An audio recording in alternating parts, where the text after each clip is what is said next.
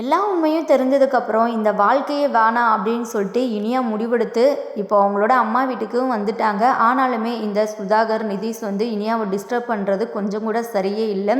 சீக்கிரமே இவங்களுக்கு சட்டப்படி பாக்கியா முடிவு கட்டினா ரொம்பவே நல்லா இருக்கும் அப்படின்னு சொல்லிட்டு நீங்களும் நினச்சிங்கன்னா மறக்காமல் இந்த வீடியோக்கு ஒரு லைக்கை போட்டு கூடவே நம்ம சேனலையும் சப்ஸ்கிரைப் பண்ணி உங்களுடைய ஆதரவை தெரிவிங்க அன்பு உறவுகளே.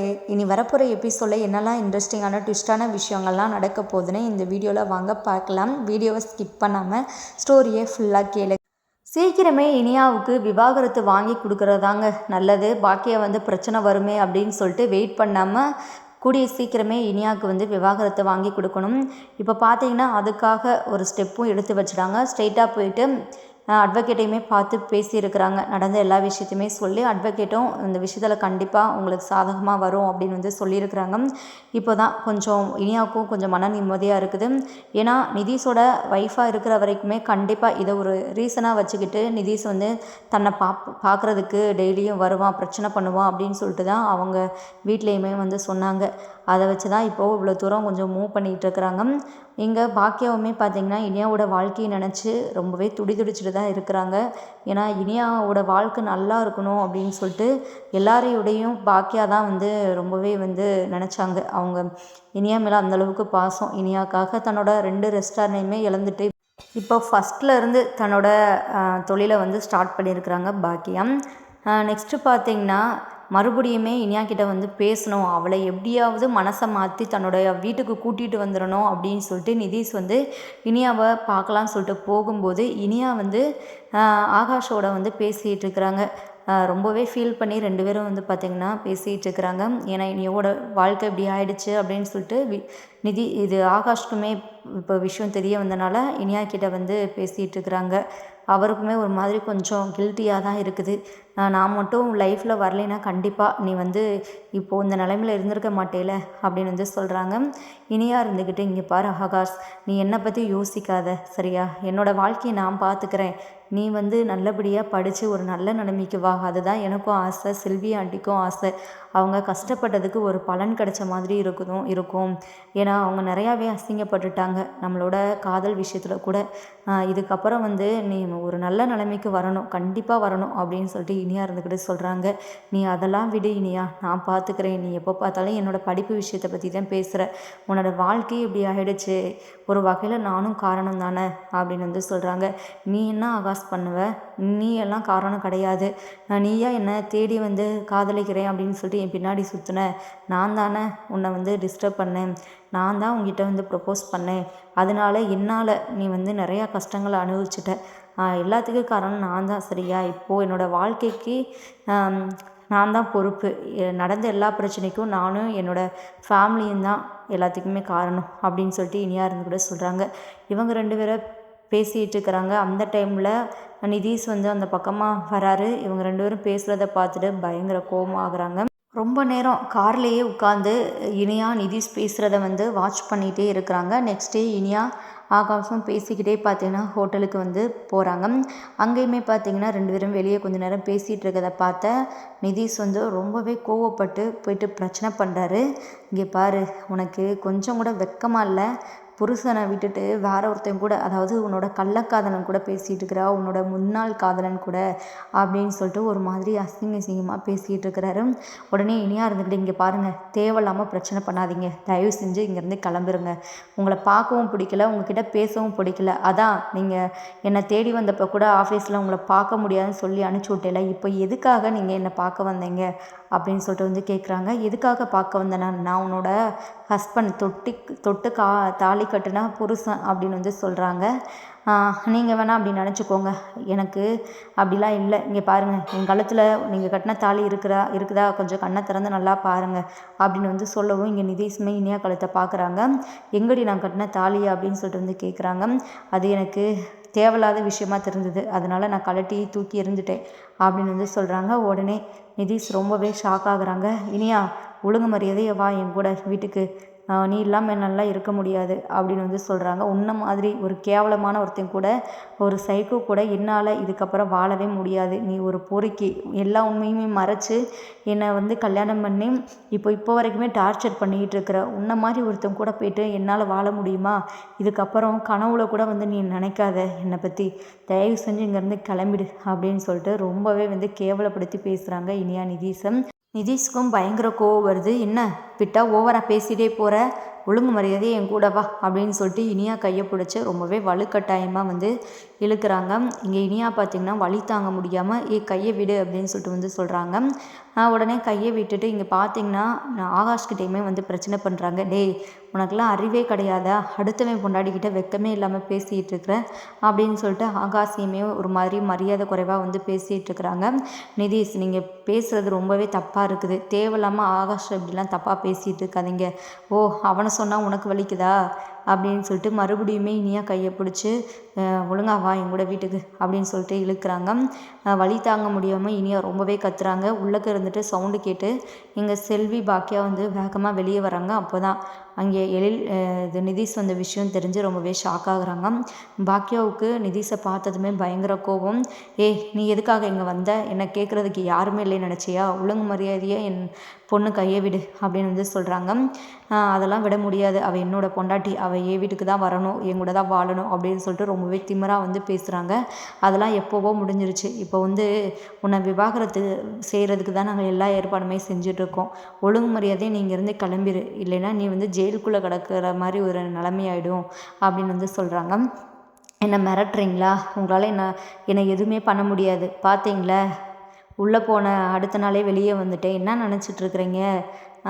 நாங்கள் என்ன வேணாலுமே பண்ணுவோம், அந்தளவுக்கு நாங்கள் வசதியான ஒரு குடும்பம்.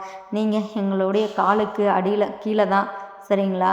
நாங்கள் சொல்கிறது தான் நீங்கள் கேட்கணும், இங்கே நாங்கள் தான் எல்லாம் அப்படின்னு சொல்லிட்டு ரொம்பவே ஒரு மாதிரி பேசிகிட்டு இருக்கிறாரு. அவ்வளோதான், இதுக்கு மேலே ஒரு வார்த்தை பேசினேன்னா என்கிட்ட அடி வாங்கிட்டு தான் இங்கேருந்து போவேன் அப்படின்னு சொல்லிட்டு இங்கே பாக்கியாவே வந்து பயங்கரமாக பேசுகிறாங்க. நிதீஷ்க்கு ஒரே அசிங்கமாகிடுது. என்கிட்ட எப்படிலாம் நீங்கள் மரியாதையாக பேசுவீங்க, இப்போ அதுக்கு மொத்தமாக ஆப்போசிட்டாக நடந்துக்கிறீங்க, என்னங்க இதெல்லாம் அப்படின்னு சொல்லிட்டு வந்து கேட்குறாங்க. அது அப்போது உன்னை பற்றி அப்போ எனக்கு தெரியாதுல்ல, நீ என்னோட பொண்ணோட ஹஸ்பண்ட், என்னோட மருமகனாக நான் அப்போ நினச்சேன், ஆனால் இப்போல்லாம் கிடையாது, நீ ஒரு பொறுக்கி, உன்னை பார்க்கும்போது எனக்கு கேவலமாக இருக்குது, உன் மூஞ்சியை பார்த்தா கூட எனக்கு அப்படியே சாப்பிடக்கூட தோணாது, அந்தளவுக்கு அசிங்கமாக இருக்குது அப்படின்னு சொல்லிட்டு ஒரு மாதிரி வந்து பாக்கியா வந்து பேசிகிட்டு இருக்கிறாங்க. இங்கே பக்கத்தில் உள்ள எல்லாருமே வந்து இப்போ எதுக்கு பற்றி தேவையில்லாமல் இங்கே வந்து பிரச்சனை பண்ணிகிட்டு இருக்கிற, அதான் அவங்க தான் வந்து பிடிக்கலைன்னு சொல்கிறாங்களே, அவங்க பொண்ணு உங்க கூட வாழலைன்னு சொல்லுது, அப்புறம் எதுக்கு பிடிக்காத ஒரு பொண்ணை வலுக்கட்டாயமாக வந்து கையை பிடிச்சி இழுத்து பிரச்சனை பண்ணிகிட்டு இருக்கிற, நீயா போகிறியா இல்லை போலீஸை கூப்பிடணுமா, இல்லை எங்கள் கையாலேயே அடி வாங்கிட்டு போகிறியா அப்படின்னு சொல்லிட்டு அங்கே உள்ளவங்களாம் பார்த்திங்கன்னா இங்கே நிதீஷை வந்து லெஃப்ட் ரைட் வாங்குறாங்க. இங்கே நிதீஷ் வந்து பயத்தில் இதுக்கப்புறமும் நம்ம இங்கே இருந்தால் ஆபத்தாயிரும், இப்போ தான் ஜெயிலுக்குள்ளேருந்து வந்திருக்கோம், மறுபடியும் ஜெயிலுக்குள்ளே போனோன்னா அவ்வளோதான், அப்பா நம்மளை தொலைச்சி கட்டிடுவார் அப்படின்னு சொல்லிட்டு கார் எடுத்துகிட்டு ரொம்பவே கோவத்தோடு கிளம்புறாரு. ரொம்பவே கோவத்தோட நிதீஷ் வீட்டுக்கு வராரு. அந்த டைமில் வந்து சுதாகரும் அவங்க ஒய்ஃபும் பேசிகிட்டு இருக்கிறாங்க. நிதீஷை பார்த்துட்டு என்னாச்சு, எதுக்காக இவன் இவ்வளோ டென்ஷனாக இருக்கிறான் அப்படின்னு சொல்லிட்டு சுதாகர் வந்து கேட்குறாங்க அவங்க ஒய்ஃபுக்கிட்ட. எனக்கு மட்டும் எப்படி தெரியும், நானும் உங்கள் கூட தானே இருக்கிறேன், அவன் இப்போ தானே வெளியே போயிட்டு வரான், அவன்கிட்ட கேட்டால் தான் விஷயம் தெரியும் அப்படின்னு சொல்லிட்டு சந்திரிகா இருந்துக்கிட்டு, நிதீஷ் எங்கே போயிட்டு வர, எதுக்காக இவ்வளோ கோவத்தோடு வர, என்ன தான் நடந்தது அப்படின்னு சொல்லிட்டு வந்து கேட்குறாங்க. அந்த இனியாவை பார்த்துட்டு தான் வரேன், அந்த இனியாவும் அவங்க அம்மாவும் ரொம்ப தான் ஆடுறாங்க, அது மட்டும் இல்லாமல் அந்த இனியா இப்போ கூட அந்த ஆகாஷ் கிட்ட வந்து பேசிகிட்டு இருக்கிறா ரொம்பவே ஜாலியாக. அவளை போய்ட்டு நல்லவன்னு சொல்லிட்டு நீங்கள் சப்போர்ட் பண்ணிகிட்டு இருக்கிறீங்களப்பா, அவளை வீட்டுக்கு கூட்டிகிட்டே வந்து ஆகணும் அப்படின்னு சொல்லிட்டு அவள் சரியான கேடு கட்டவ அப்படின்னு சொல்லிட்டு வந்து சொல்கிறாங்க. கண்ணால் காண்பதும் போய், காதால் கேட்பதும் போய், தீர விசாரிப்பதே மெய் அப்படின்னு சொல்லிட்டு இங்கே பார்த்தீங்கன்னா சுதாகர் வந்து பழமொழி சொல்லிகிட்டு இருக்கிறாரு. என்னப்பா இது என்ன அப்படின்னு வந்து கேட்குறாங்க. இங்கே பாரு, சும்மா ஆகாஷும் இனியாவும் பேசுகிறத வச்சுக்கிட்டு அவங்க வந்து ரொம்பவே ஜாலியாக பேசினாங்க, அவங்களுக்குள்ள தப்பான ஒரு பாண்டிங் இருக்குது அப்படின்னு சொல்லிட்டு நீ நினைக்காத, சரியா? இனியா எனக்கு தெரிஞ்ச அளவு ரொம்பவே நல்ல பொண்ணு, ஏன்னா பாக்கியா எந்த அளவுக்கு நேர்மையாக இருப்பாங்க அது எனக்கு நல்லாவே தெரியும், அதே மாதிரி தான் இனியா, சரியா? இனியாவை இதுக்கப்புறம் வந்து தப்பாக பேசவே பேசாத அப்படின்னு வந்து சொல்கிறாங்க. பாருங்கம்மா, இப்போ கூட அப்பா வந்து கேவலம் அந்த இனியாவுக்கு சப்போர்ட் பண்ணிகிட்ருக்கிறாரு அப்படின்னு வந்து இங்கே நிதி சொல்லிட்டு ரொம்பவே கோவத்தோட வந்து ரூமுக்கு போகிறாங்க. என்னங்க நீங்கள் பேசுகிறது? தான் பெத்த பிள்ளைக்கு சப்போர்ட்டாக இல்லாமல் நீங்கள் எதுக்காக அந்த இனியாவுக்கு இவ்வளோ சப்போர்ட் பண்ணிகிட்டு இருக்கிறீங்க அப்படின்னு வந்து சொல்கிறாங்க. எல்லாம் காரணத்துக்காக தான் சரியா? இனியாவை விட்டால் வேறு எந்த பொண்ணுமே உன் பையனுக்கு கிடைக்காது. இந்த வாழ்க்கை எப்படினாலும் சரி பண்ணி நல்லபடியாக உன் பையனை வாழ வைக்கணும்னு நினை. அதை விட்டுட்டு மற்ற எதையும் யோசிச்சுட்டு அவனையும் குழப்பி விட்டுட்டு இருக்காத அப்படின்னு வந்து சொல்லிட்டு இருக்கிறாங்க. சுதாகருக்கே பாக்கியாவோட மொத்த குடும்பத்து மேலேயும் அவ்வளோ கோபம். அவரையுமே வந்து பல டைம் அசிங்கப்படுத்திட்டாங்க. கண்டிப்பாக சும்மாவே விடக்கூடாது அப்படின்னு சொல்லிட்டு தான் இங்கே மனசுக்குள்ளேயே சுதாகர் வந்து யோசிக்கிறாரு. நீங்கள் எல்லாம் நினைக்கிற மாதிரி அந்த இனியா மேலே எனக்கு எந்த ஒரு அக்கறையும் இல்லை. அவள் இந்த வீட்டில் இருந்தால் தான் அந்த ரெஸ்டாரண்ட்டும் என் பக்கம் இருக்கும். இன்னும் நான் செய்ய வேண்டிய சில விஷயங்கள்லாம் இருக்குது. அவகிட்ட இருந்து இன்னும் அந்த ரெஸ்டாரண்ட்டை நான் வந்து என் பேருக்கு மாற்றலை அப்படின்னு சொல்லிட்டு கணக்கு போட்டுட்ருக்கிறாரு. இப்போ பார்த்தீங்கன்னா சந்திரிகா இருந்துக்கிட்டு, ஏங்க நம்ம பையனை வீடு தேடி வந்து அடிச்சுட்டு போயிருக்கிறாங்க. நீங்கள் எதுவுமே பண்ண மாட்டேறீங்க. உங்களுக்கு கோவமே இல்லையா அப்படின்னு வந்து கேட்குறாங்க. இங்கே பாரு, எனக்கு கோவம் தான் இருக்குது. என்னையவே வந்து அந்த பாக்கியா ரொம்பவே அசிங்கப்படுத்திட்டா எல்லோரும் முன்னாடியுமே. அதுக்கு இப்போ என்ன பண்ணுறேன்னு பாரு. அவளே நம்மளை தேடி வந்து மன்னிப்பு கேட்டு தான் பொண்ணை வந்து இங்கே விட்டுட்டு போகணும் அப்படின்னு சொல்லிட்டு இங்கே சுதாகர் ஒரு பிளான் பண்ணுறாரு. இங்கே இந்த மாதிரி தன்னோட பையனுக்கு கொலை மிரட்டல் விட்டுருக்குறாங்க. தன் பையனை வீட்டுக்கு வந்து அடிச்சுட்டு போயிட்டாங்க அப்படின்னு சொல்லிட்டு கோபி, செழியன், எழில் மேலே பார்த்திங்கன்னா போலீஸில் கம்ப்ளைண்ட் கொடுத்துட்றாங்க. இங்கே பாக்கியாவோட வீட்டில் எல்லாருமே பார்த்திங்கன்னா கொஞ்சம் நார்மலாக பேசிகிட்டு இருக்கிறாங்க. அந்த டைமில் வந்து இங்கே நம்ம கோபிக்கு வந்து ஃபோன் கால் வருது. இந்த மாதிரி ஸ்டேஷனுக்கு கிளம்பி வர சொல்லி எல்லாருக்கிட்டையுமே சொல்லும்போது ரொம்பவே ஷாக் ஆகுறாங்க. அப்புறம் 3 பேருமே அங்கே கிளம்பி போகிறாங்க. சுதாகருமே அங்கே வராங்க. இங்கே பாக்கியாவுமே பார்த்திங்கன்னா ரொம்பவே பதட்டத்தோடு என்ன நடக்க போதோ அப்படின்னு சொல்லிட்டு பதறிக்கிட்டு வராங்க. அப்போ தான் நடந்த எல்லா விஷயத்தையுமே வந்து சுதாகர் இருந்துக்கிட்டு சொல்கிறாங்க. அப்போது பாக்கியா தரப்புலையுமே அவங்களுமே சில விஷயங்கள் சொல்கிறாங்க. இந்த மாதிரிலாம் இவங்க பொய் சொல்லி ஏமாற்றி இந்த கல்யாணத்தை நடத்திட்டாங்க அப்படின்னு சொல்லிட்டு. ஆனால் போலீஸ்காரங்க வந்து சுதாகர் பக்கம்தான் வந்து ஆதரவாக நிற்கிறாங்க. அவ்வளோ பெரிய விஷயம் நடந்திருக்குது, நீங்கள் எதுக்காக கம்ப்ளைண்ட் கொடுக்கல?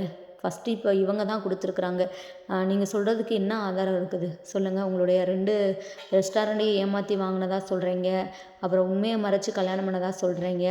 அது எங்களுக்கு எப்படி தெரியும்? நீங்களே வந்து உண்மை தெரிஞ்சு கூட பெரிய இடம் அப்படின்னு சொல்லிட்டு கல்யாணம் பண்ணி தந்திருக்கலாமே அப்படின்னு சொல்லிட்டு பல கொஸ்டின் வந்து கேட்டுட்ருக்குறாங்க. ரொம்பவே வந்து உறுதியாக சொல்லிடுறாங்க. இங்கே பாருங்கள், இவர் சொல்கிறது தான் ரொம்பவே ஸ்ட்ராங்காக இருக்குது. அதனால் உங்கள் ஹஸ்பண்டு அப்புறம் உங்கள் 2 பசங்களும் வந்து ஜெயிலுக்குள்ளே தான் இருக்கணும். நீங்கள் என்ன பண்ணணுமோ பண்ணிக்கோங்க அப்படின்னு சொல்லிட்டு வந்து சொல்லிடுறாங்க. இங்கே பாக்கியா ரொம்பவே கலங்கி போய் நிற்கிறாங்க. தப்பு பண்ணது என்னவோ அந்த சுதாகர் குடும்பம், ஆனால் தண்டனையை அனுபவிக்கிறது நம்மளா அப்படின்னு சொல்லிட்டு பாக்கியா ரொம்பவே கோவத்தோடு இருக்கிறாங்க. இப்போ என்ன பண்ணலாம் அப்படின்னு சொல்லிட்டு யோசிக்கும் மினிஸ்டர் ஞாபகம் வருது. மினிஸ்டர்கிட்ட இதை பற்றி பேசலாமா? அவர் கண்டிப்பாக ஹெல்ப் பண்ண வாய்ப்பு இருக்குது. அவர் ஆல்ரெடி சொல்லியிருந்தார், எதுனாலும் ஹெல்ப் வேணும்னா நீ தாராளமாக கேட்கலாம் அப்படின்னு சொல்லிட்டு. ஆனால் கண்டிப்பாக அவரை பார்க்குறது வந்து ரொம்பவே கஷ்டமான ஒரு இது தான். வேறு என்ன பண்ணலாம் அப்படின்னு சொல்லிட்டு யோசிக்கும் போது தான் கவுன்சிலர் ஞாபகம் வருது. இவரால் இதனால் ஹெல்ப் பண்ண முடியுமா? சரி, என்னென்னத்துக்கும் நம்ம அவர்கிட்ட போயிட்டு பேசி பார்க்கலாம் அப்படின்னு போயிட்டு இங்கே நம்ம பாக்கியா வந்து கிளம்பி அந்த கவுன்சிலர்கிட்டையுமே போயிட்டு பேசுகிறாங்க. நடந்த எல்லா விஷயத்தையுமே சொல்கிறாங்க. சிஸ்டர், கவலையை விடுங்க, இந்த பிரச்சனையை நான் பார்த்துக்கிறேன். இன்னும் கொஞ்சம் நேரத்தில் உங்கள் பிள்ளைங்க, உங்கள் வீட்டுக்கார் எல்லாருமே உங்கள் வீட்டில் இருப்பாங்க, சரிங்களா? கவலைப்படாமல் நீங்கள் போங்க அப்படின்னு வந்து சொல்கிறாங்க. என்ன இப்படி சொல்கிறாரு, முடியுமா இவரால் இந்த பிரச்சனையை சரி பண்ண அப்படின்னு சொல்லிட்டு இங்கே பாக்கியா யோசித்தபடியே வந்து இங்கே மறுபடியுமே ஸ்டேஷனுக்கு கிளம்பி போகிறாங்க. இங்கே பாக்கியா வர்றதுக்கு முன்னாடியே பார்த்திங்கன்னா கவுன்சிலர் இங்கே வந்து நிற்கிறாங்க. வந்துட்டு ஸ்டேஷனில் போலீஸ்கிட்ட வந்து பேசிகிட்டு இருக்கிறாங்க. என்ன நினச்சிட்ருக்குறீங்க? தப்பு பண்ணவங்க ஒருத்தவங்க அது கேட்குறதுக்கு நியாயம் கேட்க போனவங்கள உள்ளே தூக்கி போடுவீங்களா? என்ன நியாயங்க சார்? என்னை பற்றி தெரியும்ல. கொஞ்சம் நல்லபடியாக நடந்துக்கோங்க. வேண்டப்பட்டவங்க தான், வெளியே விடுங்க, இல்லைன்னா உங்களுக்கு தான் பிரச்சனையாயிடும் அப்படின்னு வந்து சொல்கிறாங்க. ஆல்ரெடி வந்து கவுன்சிலர் எப்படிப்பட்டவர் அப்படின்னு சொல்லிட்டு அந்த ஸ்டேஷனில் எல்லா பேருக்குமே வந்து தெரியும். அதனால் அவர் பேச்சை கேட்டு நீங்கள் வெளியே போகலாம் அப்படின்னு சொல்லிட்டு நீங்கள் செழியன், எழில், கோபியை வந்து போலீஸ்காரங்க வந்து போக சொல்லிடுறாங்க. கரெக்டாக அந்த டைமுக்கு வந்து நம்ம பாக்கியாவும் வராங்க. இவங்க வெளியே வந்ததை பார்த்துட்டு பாக்கியா வந்து அப்படியே ரொம்பவே ஷாக் ஆகுறாங்க. கொஞ்சம் மனசுக்கு சந்தோஷமாகவும் இருக்குது. கவுன்சிலருமே பார்த்திங்கன்னா வராங்க. என்ன அதுக்குள்ளேயும் எப்படி வெளியே வந்தீங்க அப்படின்னு சொல்லிட்டு கேட்கும்போது இவர் தான் ஹெல்ப் பண்ணார் அப்படின்னு சொல்லிட்டு வந்து நடந்த எல்லா விஷயத்தையுமே சொல்கிறாங்க. உடனே பாக்கியா இருந்துக்கிட்டு கவுன்சிலர்கிட்ட வந்து நன்றி சொல்கிறாங்க. இந்த உதவியை நான் எப்போதுமே மறக்கவே மாட்டேன் அப்படின்னு சொல்லிட்டு, இங்கே பாருங்கள் சிஸ்டர், நீங்கள் செஞ்ச உதவிக்கு நான் உங்களுக்கு காலம் முழுவதும் வந்து நன்றி கடன் பட்டிருக்கணும். இதெல்லாம் வந்து ஒரு சின்ன விஷயம். நீங்கள் இதுக்கெல்லாம் நன்றி சொல்லாதீங்கனால அதுக்காகலாம் ஒன்றும் எதிர்பார்த்து செய்யலை. சரிங்களா? நீங்கள் என்னோட சிஸ்டர். உங்களுக்கு எதனாலும் ஒரு பிரச்சனைனா இந்த அண்ணன் வந்து நிற்பேன் அப்படின்னு சொல்லிட்டு வந்து ரொம்பவே பெருந்தன்மையாக பேசிகிட்டு இருக்கிறாரு. ஒரு கெட்டவனை நீங்கள் ஒரு நல்ல மனிதனாக மாற்றிருக்கிறீங்க சிஸ்டர். உங்கள் நல்ல மனசை நான் புரிஞ்சுக்கிட்டு தான் இப்போது இந்த நிலமையில இருக்கிறேன். சரிங்களா? இல்லைனா நான் ரொம்ப கெட்டவனாகவே இருந்திருப்பேன். இது எல்லாத்துக்குமே காரணம் நீங்கள் தான் சிஸ்டர் அப்படின்னு சொல்லிட்டு வந்து சொல்கிறாங்க. அப்புறம் பாக்கியா வந்து அவங்களோட கூப்பிட்டு இங்கே வீட்டுக்குமே வந்துடுறாங்க. பாட்டி இருந்துக்கிட்டு தன் பேர பசங்களையும் தன்னோட பையனையும் பார்த்ததுக்கு அப்புறம் தான் ஓரளவு நிம்மதியாகிறாங்க. நெக்ஸ்ட்டு பார்த்திங்கன்னா, சரி நான் கோயிலுக்கு போயிட்டு வரேன் அப்படின்னு சொல்லிட்டு இங்கே பாட்டி வந்து கோயிலுக்கு போகிறாங்க. அங்கே பார்த்திங்கன்னா சுதாகருமே வராரு. பாட்டி வழக்கமாக அந்த கோயிலுக்கு வர விஷயம் தெரிஞ்சு தான் சுதாகர் அவங்கக்கிட்ட போயிட்டு பேசலாம் அப்படின்னு சொல்லிட்டு இங்கே வந்து அவங்கள கொஞ்சம் மைண்டை மாற்றலாம், கொஞ்சம் மிரட்டி பார்க்கலாம் அப்படின்னு சொல்லிட்டு தான் வராரு. ஏன்னா ஆல்ரெடி இங்கே சுதாகருக்கு வந்து விஷயம் தெரிஞ்சிருச்சு. எழில் கோபி எல்லாம் வெளியே வந்த கொஞ்ச நேரத்துலேயே போயிட்டு இங்கேயே சுதாகர்கிட்ட மறுபடியுமே மிரட்டிகிட்டே தான் வராங்க. இப்போ என்ன பண்ணலாம், கண்டிப்பாக எதனாலும் பண்ணணும் அப்படின்னு சொல்லிட்டு தான் இங்கே ஈஸ்வரி பாட்டியை வச்சு எதனாலும் செய்யலாம் அப்படின்னு சொல்லிட்டு தான் ஈஸ்வரி பாட்டிக்கிட்டையுமே வந்து பேசுகிறதுக்காக வராங்க. சுதாகரை பார்த்ததுமே ஈஸ்வரி பாட்டி முகத்தை அப்படியே திருப்பிட்டு போகிறாங்க.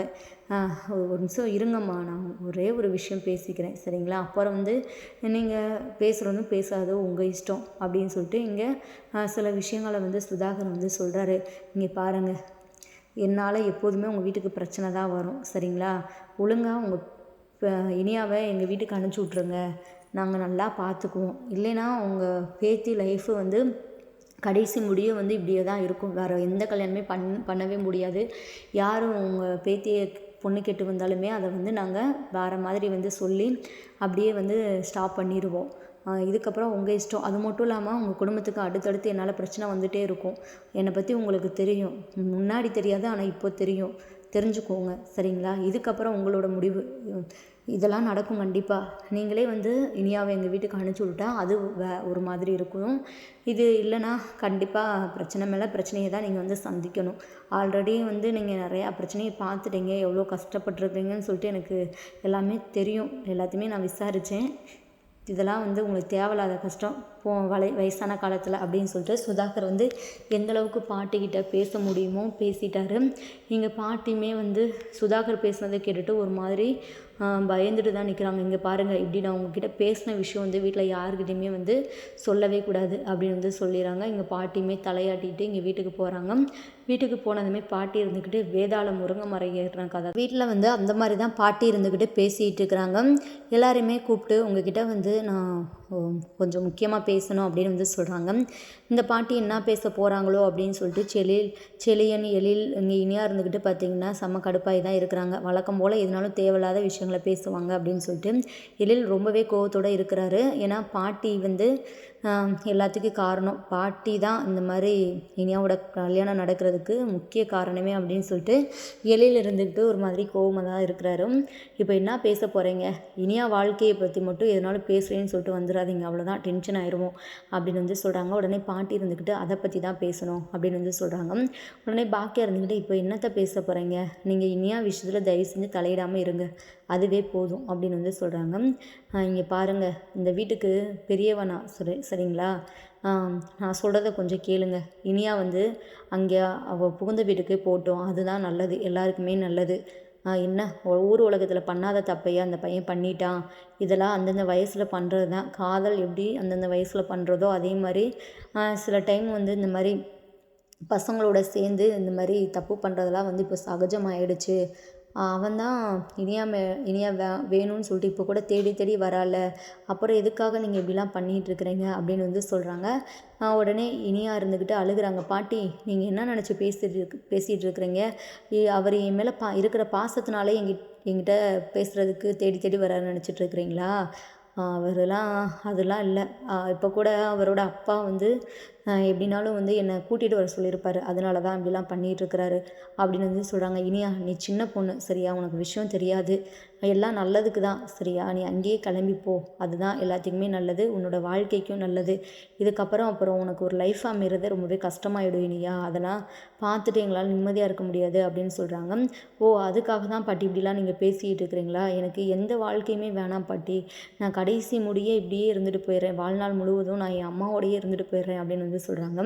உடனே பாட்டி இருந்துக்கிட்டு, அதெல்லாம் சொல்கிறதுக்கு வேணால் நல்லாயிருக்கும், வாழ்க்கைன்னு வரும்போது அது வந்து நல்லா இருக்காது இனியா. அக்கம் பக்கத்துலலாம் என்ன பேசுவாங்க, தப்பாக பேச மாட்டாங்களா அப்படின்னு வந்து சொல்கிறாங்க. உடனே இங்கே பாக்கியாவுக்கு கோவம் வந்துடுது. அத்தை, நீங்கள் வாயை மூடுறீங்களா? நானும் ரொம்பவே பொறுமையாக தான் இருக்கிறேன். ஆனால் நீங்கள் பேசுகிறது எதுவுமே எனக்கு சுத்தமாக பிடிக்கல. என் பொண்ணோட வாழ்க்கையை நான் பார்த்துக்கிறேன். நீங்கள் அவளோட வாழ்க்கையை இந்த மாதிரி நாசம் பண்ணதே போதும். இதோட நிறுத்திக்கோங்க. அதுதான் வந்து உங்களுக்கு நல்லது சரிங்களா? இனியாவோட வாழ்க்கைக்கு எது நல்லது எது கெட்டதுன்னு சொல்லிட்டு இதுக்கப்புறம் நீங்கள் எந்த ஒரு முடிவும் எடுக்க வேணாம், எங்களுக்கு விளக்கமும் சொல்ல வேணாம் அப்படின்னு சொல்லிட்டு இங்கே பாக்கியா கூட சொல்கிறாங்க. இங்கே பாட்டி ரொம்பவே திமிரா பேச ஆரம்பிச்சிட்டாங்க. கொஞ்சம் கூட மாமியார்னு சொல்லிட்டு மரியாதையே இல்லை பாக்கியா உனக்கு. என்ன வர வர இப்படிலாம் பேசிகிட்டு இருக்கிற? அதான் இந்த வீட்டில் என்னை யாருமே ஒரு மனுஷியாகவே மதிக்கிறதில்ல. அதான் இப்படிலாம் பேசிகிட்டு இருக்கிறீங்க அப்படின்னு சொல்லிட்டு பார்த்திங்கன்னா ஒரு நாடகம் போட்டுட்டு இருக்கிறாங்க. உடனே இங்கே கோபி இருந்துக்கிட்டு, அம்மா உங்களுக்கு என்ன தான் பிரச்சனை? நானும் பொறுமையாக தான் இருக்கிறேன். ஆனால் நீங்கள் பேசுகிறது எனக்குமே சுத்தமாக பிடிக்கல. என்ன இனியா வாழ்க்கையை பற்றி இதுக்கப்புறம் நீங்கள் யோசிக்காதீங்க, நாங்கள் பார்த்துக்குறோம். நாங்கள் அமைதியாக இருங்க இங்கே பேசாமல் அப்படின்னு வந்து சொல்கிறாங்க. உங்களுக்கு ரெஸ்ட் எடுக்கிறது மட்டும்தான் வேலை. சாப்பிட்டுட்டு நீங்கள் ரெஸ்ட் எடுங்க, அவ்வளோதான். அதை விட்டுட்டு நீங்கள் அது இதுன்னு சொல்லிட்டு வந்து தேவையில்லாத விஷயத்துலலாம் மூக்க நுழைக்காதீங்க அப்படின்னு சொல்லிட்டு கோபியுமே திட்டி விடுறாரு. இங்கே ஈஸ்வரி பாட்டி ஒரு மாதிரி ஃபீல் பண்ண ஆரம்பிச்சுறாங்க. பேசாமல் இந்த ஈஸ்வரி பாட்டியை கூடிய சீக்கிரமே வீட்டை விட்டு வெளியே துரத்துறது தான் இங்கே மொத்த குடும்பத்துக்குமே நல்லது அப்படின்னு சொல்லிட்டு நீங்களும் நினச்சிங்கன்னா கீழே கமெண்ட் பண்ணி தெரிவிங்க.